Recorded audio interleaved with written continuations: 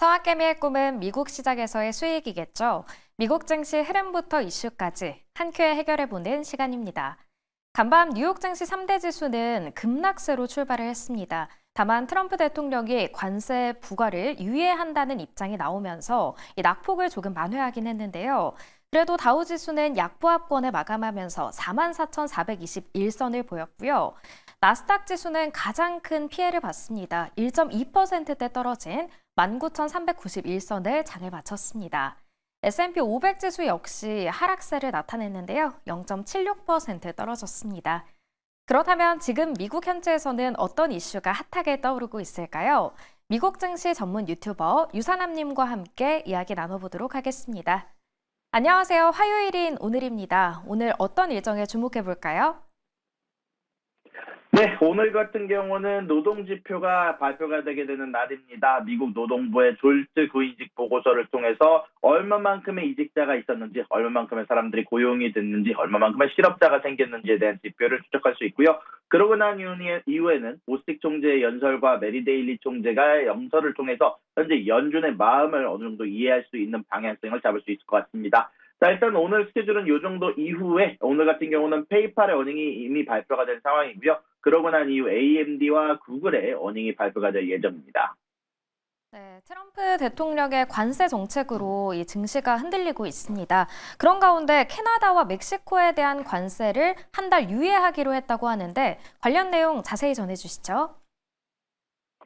네, 어저께 증시가 사실 장 초반에 급락한 이후에 갑작스럽게 장 중간에 튀어오른 구간이 있었는데 바로 캐나다와 멕시코, 정확히 말하면 멕시코가 관세 유예가 먼저 떴고요. 그러고 나서는 장 마감 이후에 캐나다가 관세가 유예가 된다라는 얘기가 떴는데요.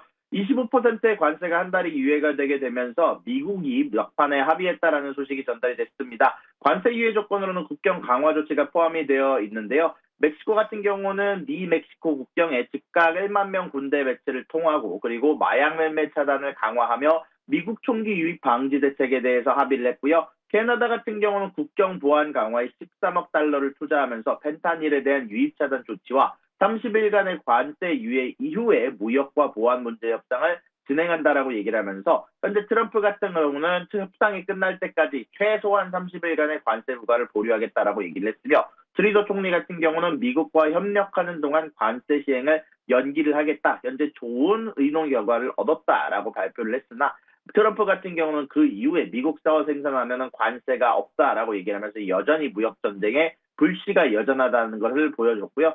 미국 내 생산 촉진을 목표로 그리고 또한 무역 적자, 불법 이민, 마약 문제 해결을 위한 강경 정책을 지속적으로 얘기를 하면서 캐나다의 편입 주장을 반복을 하고 있기 때문에 이런 부분들에 따라서 현재 미국과 캐나다 혹은 멕시코 그리고 다른 나라 사이에서 무역 관련된 전쟁이 끝났다라고 보기에는 어려운 부분들이 있다라고 볼 수 있을 것 같습니다. 네, 말씀해주신 것처럼 캐나다와 멕시코에 대해서는 관세 부과가 유예됐지만 중국에는 그대로 추가 관세를 부과하기로 했습니다. 이에 중국이 반격에 나섰다고 하는데 어떤 조치를 취했나요?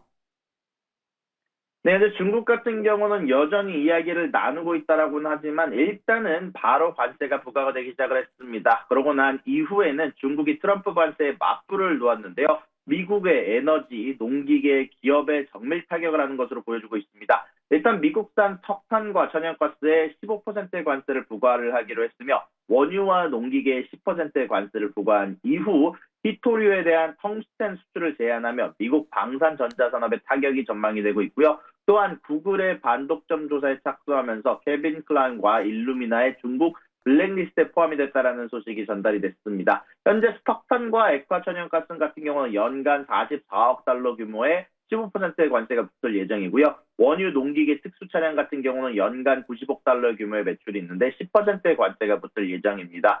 구글 같은 경우는 반독점 조사를 통해서 현재 기업에 대한 조사와 압박을 들어갈 예정이고요. 일루미나 같은 경우는 중국의 블랙리스트를 추가하면서 중국의 블랙리스트에 추가된 기업들 같은 경우는 현재 중국과 기업 거래를 할 수 없다라고 얘기를 하는 만큼 타격이 예상이 되고 있습니다. 현재 전략물자 텅스텐이 수출이 되었에 따라서 현재 중국 같은 경우는 전 세계 공급량의 80%를 차지하고 있는데 그렇게 될 경우 미국의 방산, 반도체, 항공산업의 주요 소재로 쓰여 있는 이 소재가 아무래도 전체적으로 압박을 줄 것으로 예상이 되고 있고요. 아무래도 이런 부분들에 대해서 전문가들의 의견은 분명히 트럼프에 대한 경고지만 중국 경제의 직접적 타격은 최소화한 조치이며 현재 앞으로도 이야기를 나눌 것으로 보이고 있다 보니까 중국이 잃을 것이 더 많다라고 하는 것을 보여준 장면이 아닌가. 그렇다만 미국 기업들에게는 경고 신호가 들어가기에 따라서 아무래도 전면전은 회피하되 미국과 협상 여지를 남겨둔 것이 아닌가라는 소식이 전달이 됐습니다.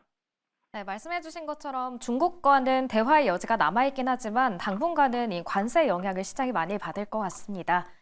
이어서 오늘 에스티로더의 실적이 저녁에 공개가 됐는데요. 주당 순위 가이던스가 조금 실망스러웠던 것 같습니다. 관련 내용 전해주시죠.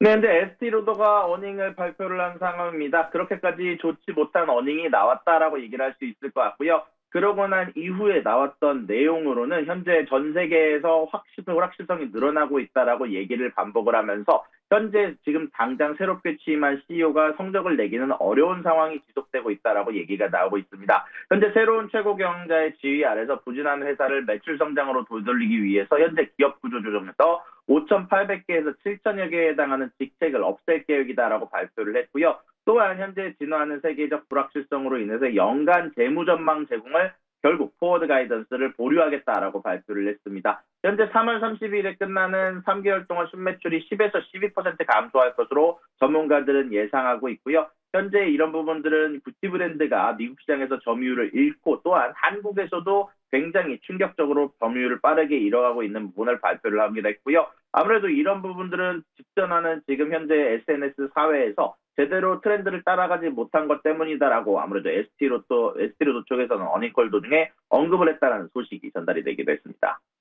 네, 이렇게 실적 시즌답게 실적에 의해서 주가가 변동성을 보이는 요즘인데요. 이렇게 에스티로더는 하락세를 보이고 있지만 그런가 하면 오늘 프리마켓에서 팔란티어는 독주를 하고 있습니다. 이 실적이 잘 나왔기 때문이겠죠? 네, 맞습니다. 팔란티어 같은 경우는 굉장히 좋은 실적이 나왔습니다. 매출과 EPS 양쪽 다 예상치를 넘는 수치가 나왔고요. 매출 같은 경우는 827.5밀리언 달러가 나오면서 예상치였던 775.9밀리언 달러를 넘는 수치가 나왔으며 EPS 같은 경우는 0.14가 나와주면서 예상치였던 0.12를 뛰어넘는 수치가 나왔습니다. 또한 이것뿐만이 아니라 미국 내에서의 매출, 상업 매출, 정부 매출 세 개 다 예상치를 뛰어넘는 수치가 나와주면서 사실상 더 이상 잘 나올 수 없는 어닝이 나왔다고 생각이 들고요. 가이던스 또한 2025년 기준 3.74에서 3.76 빌리언 달러의 가이던스를 제공하면서 시장의 예상치였던 3.54 빌리언 달러를 훨씬 더 뛰어넘은 수치가 나왔다라고 얘기를 해드릴 수 있을 것 같습니다. 아무래도 가장 커다란 핵심 포인트 같은 경우는 2025년에서 미국의 상업 부문과 성장 가속화가 예상이 된다고 얘기를 했으며 어닝콜 도중에서는 현재 진행하고 있는 정부의 사업뿐만이 아닌 현재 보험회사들의 언더라이터의 이제 기본적인 가격 책정을 하는 부분들을 AI로 자동화시킬 수 있음을 시사를 하기도 했고요. 더 많은 AI 분야에서 앞으로 자신들의 프로그램이 활약할 것으로 얘기를 하게 되게 되면서 앞으로 이런 부분들에 대한 주목을 받을 수 있다. 앞으로도 더 많은 포트폴리오를 늘려나갈 수 있다라고 얘기를 하면서 시장에서는 굉장히 좋은 반응을 얻었다라고 말씀드릴 수 있을 것 같습니다. 특히 이런 부분들에 대해서 투자은행들의 평가가 목표 주가가 크게 상승하는 경우가 발표가 됐는데요. 웨드부시 같은 경우는 목표 주가를 120달러까지 상승시키면서 아웃퍼폼으로 상향 조정을 했고요. 모건 스탠리 같은 경우도 오버웨이트로 상향 조정하면서 목표 주가를 95달러로 상향 조정을 했습니다. 제프리스 같은 경우는 목표 투자 의견을 유지를 하긴 했지만 목표 주가를 60달러로 상향 조정했고요. 뱅크 오브 아메리카, UBS, 미주호, 베어드, 노스랜드 세큐리티까지 모두 목표 주가를 상향 조정했다는 소식이 전달이 됐습니다.